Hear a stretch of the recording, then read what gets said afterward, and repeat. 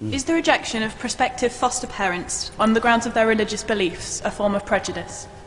This is the story right here in Derby of Eunice and Owen Jones, who were told they couldn't foster because of their attitude to gay sex or gay relationships, which was part of their views as Pentecostal Christians.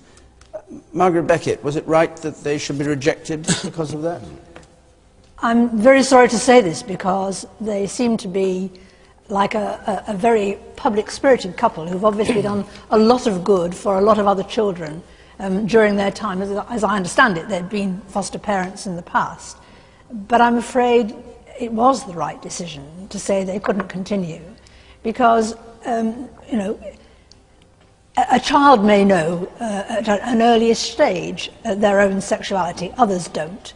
And they could have had children placed with them for whom their teaching could have been profoundly disturbing. So I'm sorry to say it, because we need good foster parents and we need people of goodwill. But I'm afraid, what was your word? Is it a form of prejudice? No, I think it's a care that has to be taken in the interests of the children who might be placed. Are there other opinions? Are there other opinions foster parents might hold which you would think disqualified them? Well, I mean, I think everybody would agree that if people were showing racist prejudice or whatever, you would not think that they were suitable people. So yes, there are other opinions. This is a particularly difficult one, I think. David Starkey. I am gay and I'm atheist, but I have profound doubts about this case.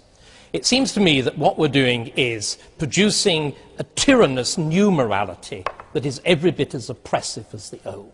When I grew up, being gay was very difficult. It was frowned upon, and if you signalled you were, I remember vividly, and it's one of the things that's altered my politics more than anything else, being moved on by police on Victoria Station, being in a gay club when it was busted, and the whole thing. You know, I've been there.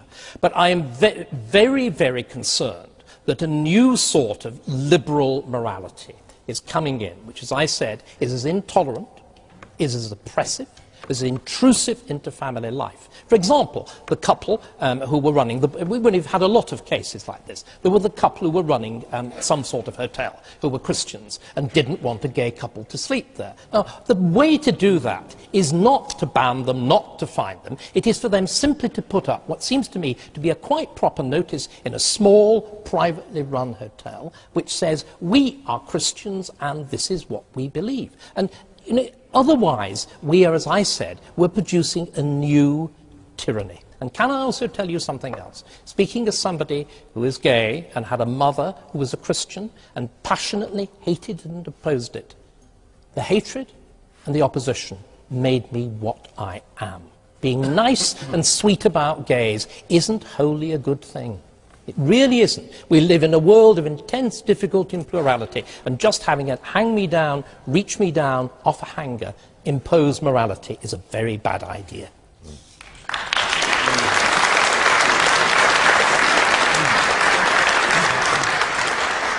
I think we do live in quite a free society now, so even if your parents' opinion is that you shouldn't be gay, you probably still can be. And I think there are far worse parents out there than just Christians who don't believe that there should be gay people. So you think that a foster parent should be allowed to hold those views because parents could hold those views? Yeah, definitely. Ian Duncan-Smith.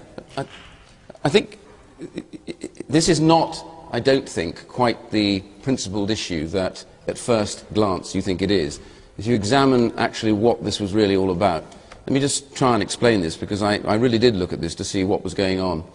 The reality here was that the council was concerned when they asked the question of the couple that if the child in their care, because remember they're foster carers, they're not parents, they're temporary parents, they're there to give love, nurture and care. And the point they were asking, as I understand it, was if the child was to come to you, a child was to come to you in your care and express the fact or the thought or the belief that they were gay, would you be content with that, or would you try and expound your views onto them? And they said they would tell them they thought that was wrong. And the point about the foster carer is their role isn't to push their views onto the child that's temporarily in their care. That's the point at issue here. It's not, the judgment is not about them holding those views, for they are fully entitled to hold those views. The problem is, this child is not theirs. The child is under the protection of the state, and whilst in the foster care is about love, care and nurture. And the key point here, which is really important that shouldn't be missed, that children, as many children as possible, should not be in care homes because they ultimately don't do them any good at all. We want them to be with foster care. And I know this couple were a very loving and a very good set of foster parents. I think the problem was them deciding this was somehow a principled issue, when in actual fact, had they said, look, we hold the views we do, but we would not try and push those down onto the child, we would simply love and care for that child, then there would not have been an issue. And I think that's the point here. As but the social worker raised the issue in the first place. Yeah, no, I think, all right, the council and the others should need to think about this. The care of the child is absolute in this, and I think keeping that child with the foster parents is important, but it is important that the foster parents recognise it's not their role as foster parents then to thrust their views on that child. That was what the issue was about, as I understand it. Eunice and Owen Johns from Derby, these are the kind of people who we should be celebrating. These are the kind of people who should be getting MBEs and OBEs. This couple have adopted over 20 children. They were in line to look after a child between the age of 5 and 8.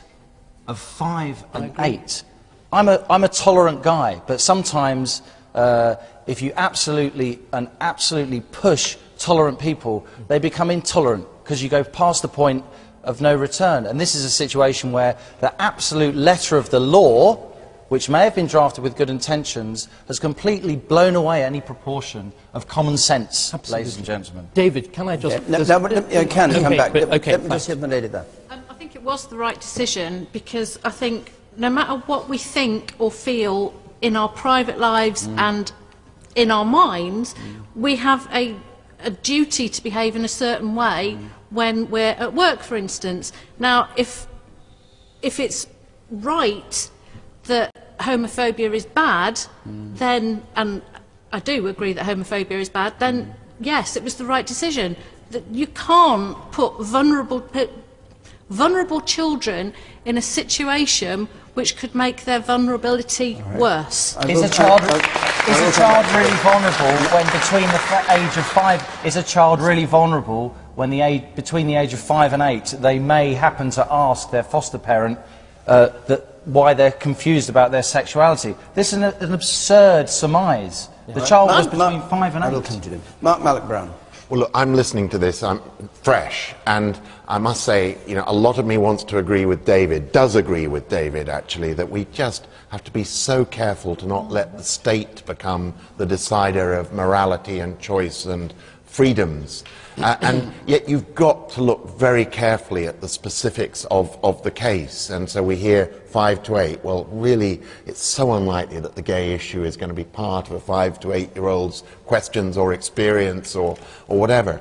On the other hand, you know, if a social worker asks that question, and this is a child who is in the public trust and is being, you know, in a sense, put under the protection temporarily of foster parents, then of course you have to worry about, is the foster parent going to try and bend that child's future in some way? So incredibly tricky, and yet I have to say, ultimately, when in doubt, I come down on David's side on this, and Liam's. David.